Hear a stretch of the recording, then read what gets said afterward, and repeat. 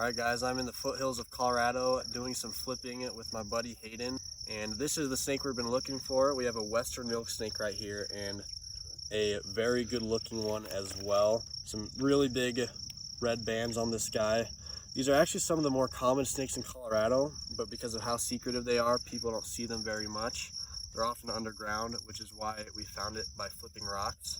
So this guy will be eating rodents, some other snakes, and definitely just staying undercover, hidden away from people.